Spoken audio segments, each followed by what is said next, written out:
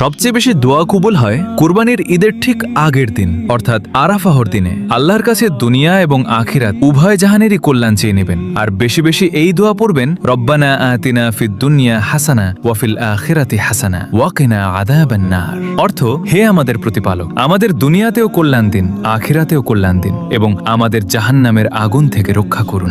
আল্লাহর ব্যাপারে নিরাশ হবেন না, তার দয়ার প্রতি আশা হারাবেন না।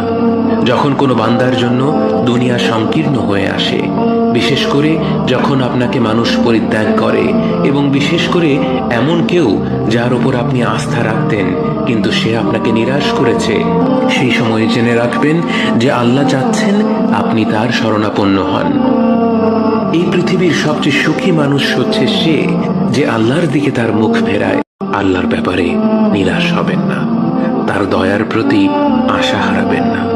যখন কোনো বান্দার জন্য দুনিয়া সংকীর্ণ হয়ে আসে, বিশেষ করে যখন আপনাকে মানুষ পরিত্যাগ করে এবং বিশেষ করে এমন কেউ যার উপর আপনি আস্থা রাখতেন কিন্তু সে আপনাকে নিরাশ করেছে, সেই সময়ে জেনে রাখবেন যে আল্লাহ চাচ্ছেন আপনি তার শরণাপন্ন হন।